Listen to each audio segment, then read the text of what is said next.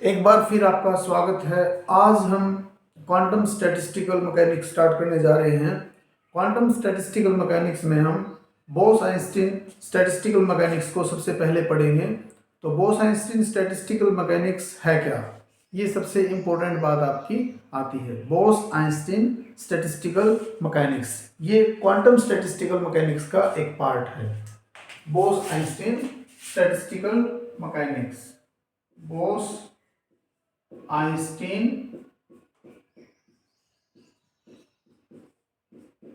Bose Einstein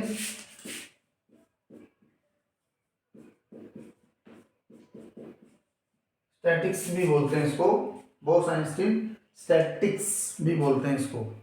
तो अब है ये क्या, इसके बारे में पढ़ेंगे। इसकी थर्मोडायनेमिकल प्रोबेबिलिटी, मतलब पार्टिकल डिस्ट्रीब्यूशन फंक्शन, इस स्टैटिक्स का हम स्टडी करने जा रहे हैं। और इसके बाद हम जो हमने मैक्सवेल बोल्ट्जमैन स्टैटिक्स में जो काम किया था, डिस्ट्रीब्यूशन ऑफ पार्टिकल निकाला था, वो बोस आइंस्टीन स्टैटिस्टिकल मैकेनिक्स में भी हम पढ़ेंगे। अब बोस आइंस्टीन स्टैटिस्टिकल मैकेनिक्स में क्या होता है? Basic postulates, basic postulates,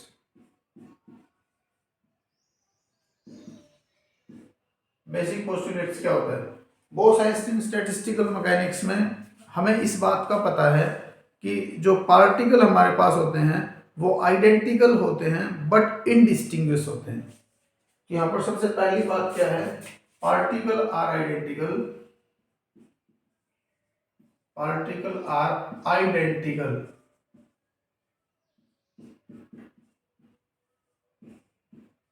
but indistinguish, indistinguishable.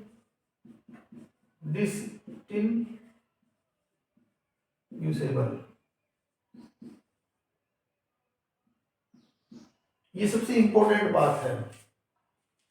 हालांकि क्लासिकल स्टैटिक्स जो मैक्सवेल बोल्ट्जमैन पढ़ी थी उसमें भी पार्टिकल आपके आइडेंटिकल थे बट डिस्टिंग्विश थे। यहाँ पर इनडिस्टिंग्विश आ जाता है। तो phase space, phase space cell size is equal to h cube, where h equal to Planck constant, Planck constant।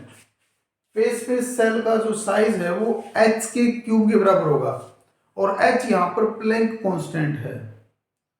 h यहाँ पर प्लैंक कांस्टेंट है, इससे छोटा साइज नहीं हो सकता फेज स्पेस सेल का h क्यूब से। हालांकि क्लासिकल स्टैटिस्टिकल मैकेनिक्स में साइज छोटा हो जाता था, तो वहां पर फेज स्पेस सेल की जो संख्या होती है कंपार्टमेंट में वो बहुत ज्यादा हो जाती थी। यहाँ पर रेस्ट्रिक्टेड है, तो number of phase space cell are restricted, not less than this. Next,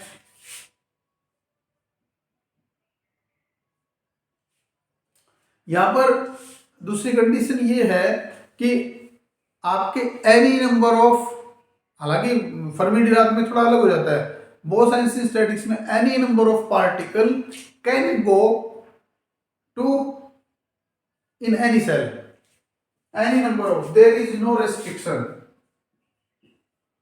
there is no restriction on the number of particle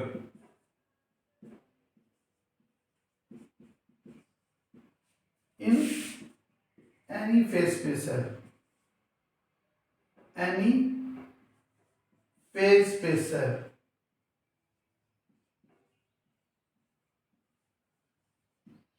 any number of cell go in any cell in phase space cell, there is no restriction। दो भी, तीन भी, चार भी, पांच भी, कितने भी आ सकते हैं किसी भी क्वांटम स्टेट के अंदर, यहां पर बोस आइंस्टीन स्टैटिस्टिकल मैकेनिक्स में। तो ऑक्यूपेशन इंडेक्स, ऑक्यूपेशन इंडेक्स हम निकाल सकते हैं या फिर ये अपने पास हो जाता है। स्पिन क्वांटम नंबर, जो स्पिन एंगुलर क्वांटम नंबर जो हमारे पास है, इसमें integral multiple of h cross spin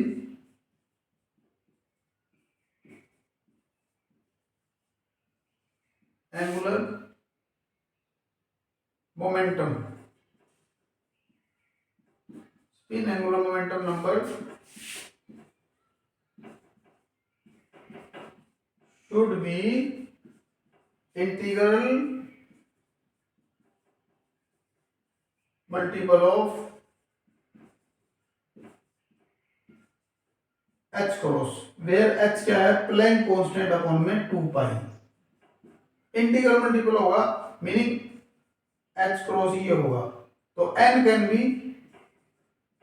0 1 2 3 so on. Next,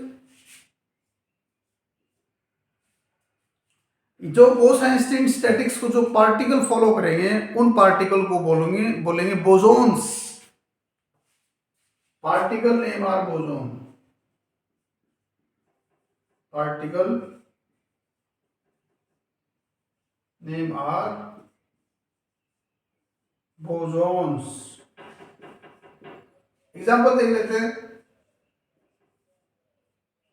photon, photon की जो स्पिन होगी 1 होगी, 1 यहां पर n1 होगा फोटोन के लिए में। ऐसी अल्फा पार्टिकल,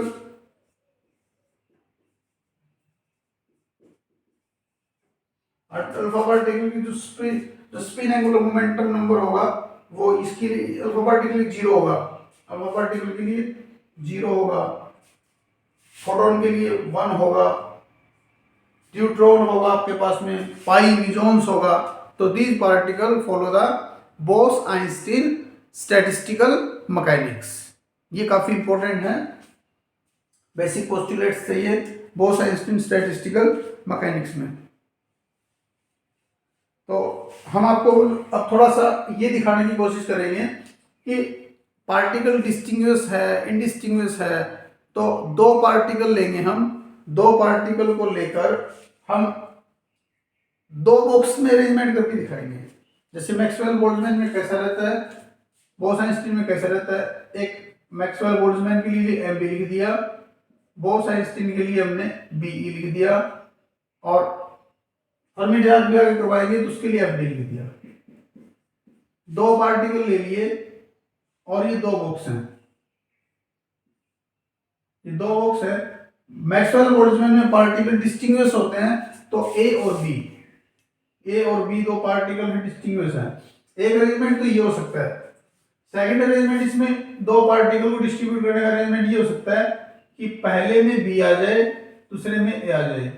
नेक्स्ट अरेंजमेंट आपका ये हो सकता है, पहला बॉक्स तो दोनों ए बी आ जाए, दूसरा खाली रह जाए। इसके बाद एक अरेंजमेंट ये रह सकता है, पहला खाली रह जाए, दूसरे में ए बी आ जाए। ए बी और बी ए का कोई ज्यादा मीनिंगफुल अरेंजमेंट नहीं रहेगा, दोनों पार्टिकल की 4 अरेंजमेंट हो जाते हैं। दो पार्टिकल को दो बॉक्सेस में डालते हैं। तो ऐसे ही बोस-आइंस्टीन में चूंकि पार्टिकल सेम है तो यहाँ पर ए से रिप्रेजेंट करते हैं। क्या कोई और अरेंजमेंट हो सकता है? यस, ये कह रहा है कि there is no restriction on the number of particle in any phase space cell. Phase space cell के अंदर कोई रेस्ट्रिक्शन नहीं है number of particle. Next arrangement आपका ये हो सकता है कि पहले बॉक्स में दोनों आ जाए, पहले बॉक्स में दोनों आ जाए, ये खाली हो जाए। नेक्स्ट अरेंजमेंट ये हो सकता है कि पहला खाली रह जाए, दूसरा, ये 3 अरेंजमेंट हुए। मैक्सवेल बोल्ट्जमैन स्टैटिक्स से एक अरेंजमेंट और घट गया, तो बोस-आइंस्टीन में कितने रह गए? 3 अरेंजमेंट। अब फर्मी डिराक स्टैटिक्स में क्या होता है, यहाँ पर पॉली एक्सक्लूजन प्रिंसिपल एक्टिव हो जाता है फर्मी डिराक स्टैटिक्स के अंदर। तो उसमें क्या होता है कि आपके पास में एक ही अरेंजमेंट बन पाता है, तो ए और ए, यहाँ पर पॉली एक्सक्लूजन प्रिंसिपल एक्ट करता है। No two particle come in a single state, दो पार्टिकल एक सिंगल स्टेट में कभी भी नहीं आ सकते, ये पॉली एक्सक्लूजन प्रिंसिपल होता है। तो ये अपने पास एक तरीका हो गया, दो पार्टिकल को दो सेल के अंदर कैसे डिस्ट्रीब्यूट करेंगे। मैक्सवेल बोल्ट्जमैन में दो पार्टिकल ए बी हैं, डिस्टिंग्विश हैं, तो अपने पास क्या हो गया कि 4 अरेंजमेंट हो गए। बोस-आइंस्टीन में हमारे पास क्या हो गया, 3 अरेंजमेंट हो गए। पार्टिकल इनडिस्टिंग्विश है, इनडिस्टिंग्विश मतलब एक जैसा दिखना। और फर्मी-डिराक में क्या हो गया, एक ही अरेंजमेंट बनेगा। अब हम actual number of distribution cases देखेंगे।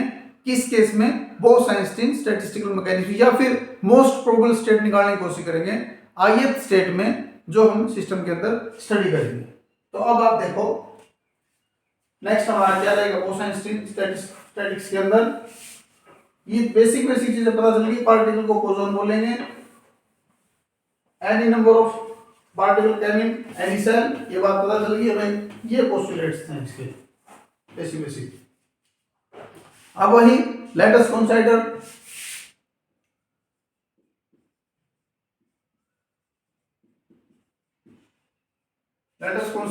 एन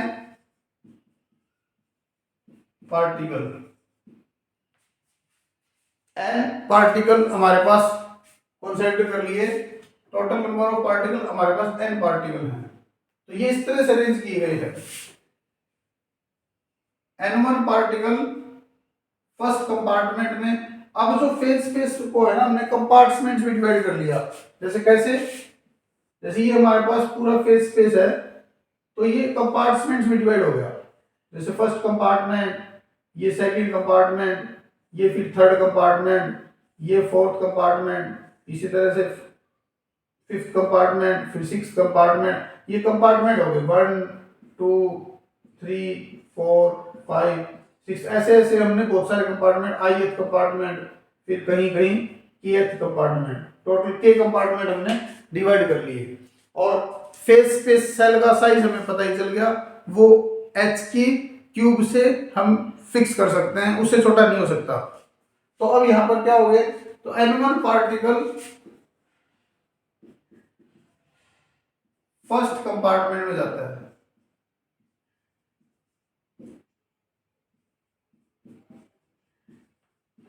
इसी तरह से n2 पार्टिकल सेकंड कंपार्टमेंट में चला जाता है, n3 थर्ड कंपार्टमेंट में,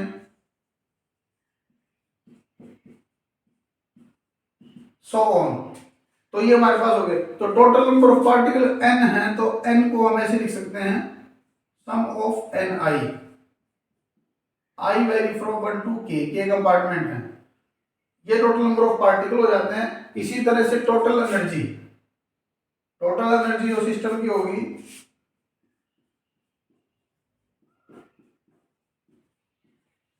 टोटल एनर्जी सिस्टम की होगी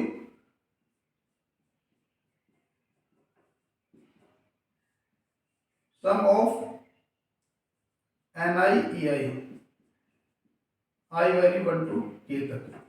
ये दो चीजें हैं, टोटल एनर्जी सिस्टम की है और total number of particle capital n है। तो अब ये कंपार्टमेंट्स भी फर्दर सेल्स में डिवाइड हो जाती है, इक्वल साइज की सेल में। आप ये देख सकते हो,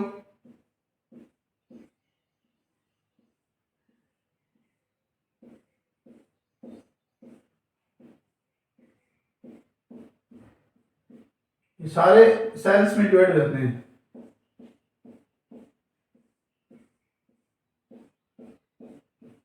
सारे इक्वल साइज की सेल है, लेकिन साइज इनका पॉइंट साइज नहीं हो सकता, ये हमारे पास हमें पता है। अब इसके अंदर क्या करेंगे, हम इसके अंदर डिस्ट्रीब्यूट करेंगे, मीनिंगफुल केसेस देखेंगे, थर्मोडायनेमिकल प्रॉपर्टी जिसको हमने बोला, नंबर ऑफ माइक्रोस्टेट, अरेंजमेंट देखेंगे हम इसके अंदर, अरेंजमेंट देखेंगे। वो कैसे देखेंगे, ये काफी इंपॉर्टेंट है यहाँ पर। तो हम क्या करते हैं कि हमारे पास ith कंपार्टमेंट की बात करते हैं, ith कंपार्टमेंट की, ith कंपार्टमेंट की।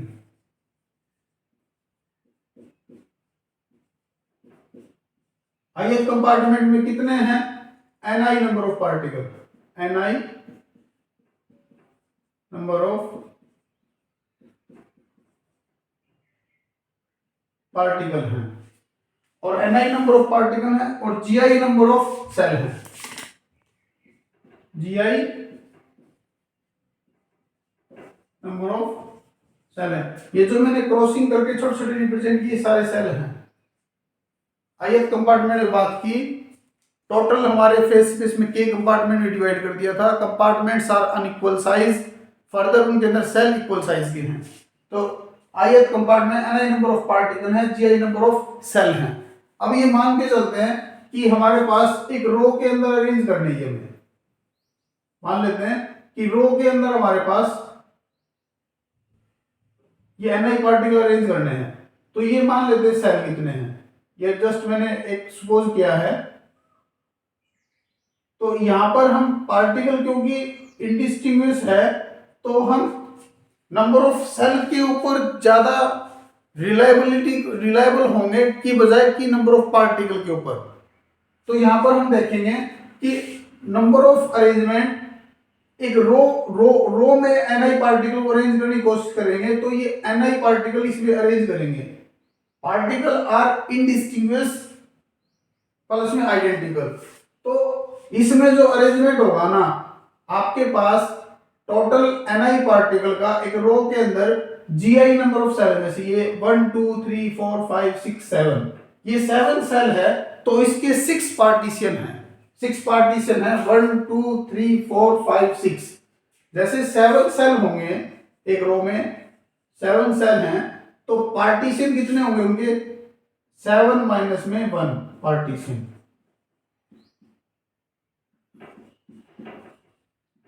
तो टोटल नंबर ऑफ जो अरेंजमेंट हो गए ना, नंबर ऑफ पार्टिकल प्लस में number of partition, number of cell का नहीं होगा यहां पर। टोटल नंबर ऑफ अरेंजमेंट जो होंगे, टोटल नंबर ऑफ अरेंजमेंट, एक बार आप इसको total number of arrangement,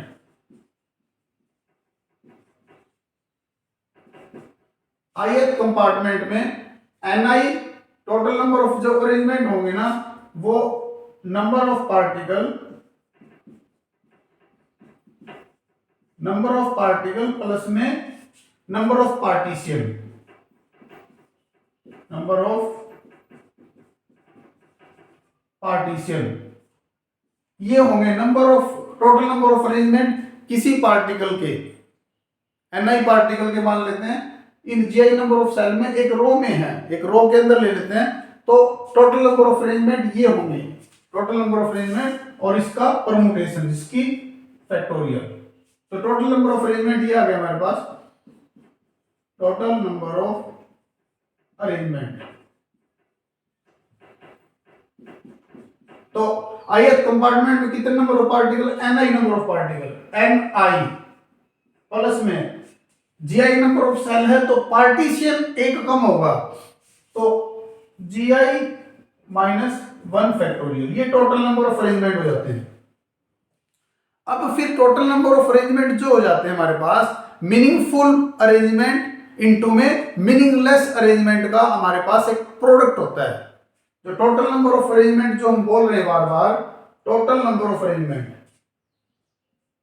total number of arrangement, ये T N A total number of arrangement से रिप्रेजेंट कर दिया, ये इक्वल होता है meaningful, meaningful arrangement M A into में meaningless arrangement M L A. Total number of arrangement हमारे पास होता है मीनिंगफुल अरेंजमेंट इंटू में मीनिंगलेस अरेंजमेंट। ये मीनिंगफुल और मीनिंगलेस अरेंजमेंट से रिप्रेजेंट करते हैं। टोटल नंबर ऑफ अरेंजमेंट तो हमारे पास आ गया ni ith कंपार्टमेंट में, जिसमें gi सेल है, ni प्लस में gi माइनस में 1।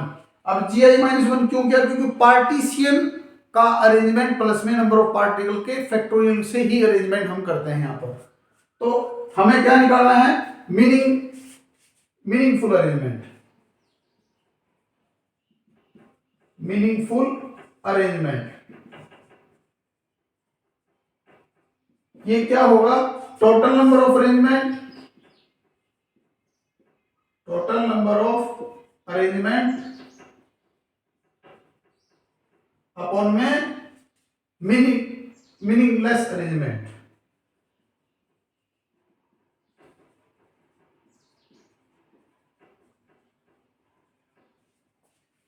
टोटल नंबर ऑफ अरेंजमेंट अब क्या होगा, जो Ni पार्टिकल है ना, Ni पार्टिकल का अमंग देम सेल्फ जो अरेंजमेंट करेंगे हम, Ni पार्टिकल का अमंग देम सेल्फ जो अरेंजमेंट करेंगे, जैसे किसी बॉक्स में दो पार्टिकल हैं, आइडेंटिकल हैं, इनडिस्टिंग्विश है, ए को दो ए पार्टिकल मान लेते, देखो ये मैंने बॉक्स बना दिया, इसमें ए दो पार्टिकल हैं, तो आप इसको लेफ्ट रखो राइट रखो, कोई नया अरेंजमेंट नहीं देने वाला, लेकिन टोटल नंबर ऑफ अरेंजमेंट में ये काउंट हो गया है, टोटल नंबर ऑफ अरेंजमेंट में वो काउंट हो गया है, तो वो हमने निकालना है इसमें से। तो मीनिंगलेस अरेंजमेंट एक तो हो गया हमारे पास, जो मीनिंगफुल अरेंजमेंट है, मीनिंगफुल अरेंजमेंट को ith स्टेट में W की थर्मोडायनामिकल प्रोबेबिलिटी के बराबर बोलते हैं।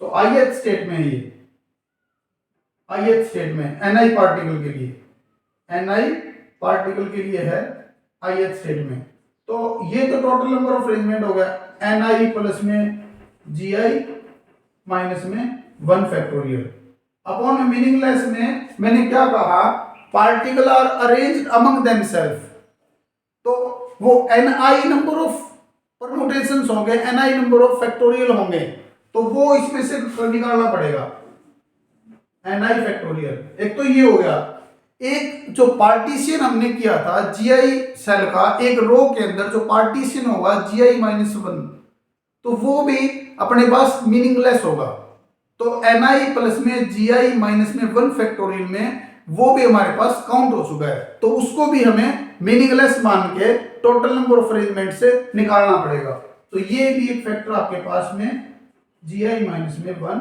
ही निकल जाएगा।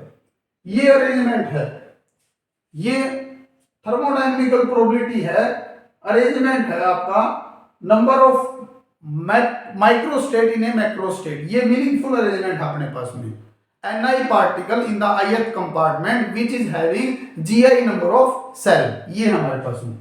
अब फर्स्ट कंपार्टमेंट के लिए क्या होगा, सेकंड कंपार्टमेंट के लिए क्या होगा, फर्स्ट कंपार्टमेंट में Ni नंबर ऑफ पार्टिकल, उनका अरेंजमेंट क्या होगा, similarly Ni number of particle का, Ni नंबर ऑफ पार्टिकल का N1 का अरेंजमेंट जो होगा N1 G1 minus 1 factorial, N1 factorial G1 minus में 1। 2 का अरेंजमेंट क्या होगा, N2 मतलब N2 number of particle second compartment में, N3 number of particle third compartment में, तो ये सारे अरेंजमेंट हम लिख लेंगे, और टोटल नंबर ऑफ जो अरेंजमेंट लिखेंगे ना, प्रोडक्ट ऑफ लिखेंगे सभी थर्मोडायनामिकल प्रोबेबिलिटी का। टोटल नंबर ऑफ अरेंजमेंट कैसे लिखेंगे, total number of arrangement product of all the thermodynamical probability all state के लिए, तो कैसे, देखो ये टोटल W, ये टोटल हो गया, तो ये प्रोडक्ट होगा, W1 क्या रिप्रेजेंट करता है, N1 number of particle in the first compartment, तो टोटल जो ये हो जाएगा, टोटल अरेंजमेंट कैसे रिप्रेजेंट करेंगे इसको हम, टोटल को आप ऐसे कर सकते हो N1 N2 और Nk, और बीच में कोई Ni भी आ जाएगा, Ni और Nk, ये टोटल थर्मोडायनामिकल प्रोबेबिलिटी हो जाती है हमारे पास में। तो ये किसका प्रोडक्ट होगा, first compartment N1 particle, second में N2 पार्टिकल, इसी तरह से ith कंपार्टमेंट में Ni पार्टिकल, और kth कंपार्टमेंट में Nk पार्टिकल, सभी का प्रोडक्ट हो जाएगा। तो प्रोडक्ट हो जाएगा तो कैसे, N1 G1 minus 1 factorial, N1 plus में N1 फैक्टोरियल, G1 माइनस में 1 फैक्टोरियल, ये तो हो गया first particle Ni particle in the first compartment में, N2 G2 minus 1 factorial upon में N2 factorial G2 minus 1 factorial, ये हो गया सेकंड कंपार्टमेंट में N2 पार्टिकल है। नेक्स्ट आपके पास सिमिलरली इसी तरह से Ni प्लस में Gi माइनस 1, ये अपने पास ith में हो गया, और नेक्स्ट आपका यहां पर कर सकते हो Ni फैक्टोरियल Gi माइनस में 1 फैक्टोरियल। सिमिलरली ऐसे चलता चला जाएगा kth कंपार्टमेंट में, kth कंपार्टमेंट में क्या होगा, Nk पार्टिकल जी के नंबर ऑफ सेल मान लिया -1 फैक्टोरियल अपॉन में n के फैक्टोरियल इंटू में जी के माइनस में 1 फैक्टोरियल आ गया। अब ये बहुत सारी टर्में प्रोडक्ट में है, तो मल्टीप्लीकेशन में बहुत सारी टर्में, तो इसके लिए हम क्या यूज करेंगे, ये टोटल हो गया, टोटल नंबर ऑफ अरेंजमेंट पूरे ही पूरे आपके फेज स्पेस सेल में जिसमें के कंपार्टमेंट है, तो प्रोडक्ट टर्म ये पाई होगी, ये वेरी करेगा, आई इसका 1 से लेकर के कंपार्टमेंट है, तो आपके पास आ गया ni प्लस में gi -1 अपॉन में ni फैक्टोरियल इंटू में gi -1 फैक्टोरियल। ये इंपॉर्टेंट अरेंजमेंट है, ये अरेंजमेंट इंपॉर्टेंट है, याद दिला दें। मैक्सवेल बोल्ट्जमैन स्टैटिक्स में ऐसा कौन क्या आया था, मैक्सवेल बोल्ट्जमैन स्टैटिक्स में कुछ याद हो तो ni फैक्टोरियल प्रोडक्ट में gi की पावर ni अपॉन में ni फैक्टोरियल, ये मैक्सवेल बोल्ट्जमैन स्टैटिक्स का था। ये बोस-आइंस्टीन स्टैटिक्स का टोटल डिस्ट्रीब्यूशन फंक्शन आ गया, टोटल थर्मोडायनेमिकल प्रोबेबिलिटी आएगी, number of microstate in macrostate, total arrangement आ गया सिस्टम का पूरा एन नंबर ऑफ पार्टिकल हमने डिस्ट्रीब्यूट किए पूरे फेज स्पेस सेल के अंदर बोस-आइंस्टीन स्टैटिस्टिकल मैकेनिक्स में, और उनकी पोस्टुलेट्स को ध्यान में रखते हुए ये हमारे पास आ जाता है। अब हमने क्या निकालना है, हमने बोस-आइंस्टीन डिस्ट्रीब्यूशन फंक्शन निकालना है। यहां पर क्या निकालना है, बोस-आइंस्टीन डिस्ट्रीब्यूशन फंक्शन निकालना है। तो इसको ध्यान में रखते हुए हम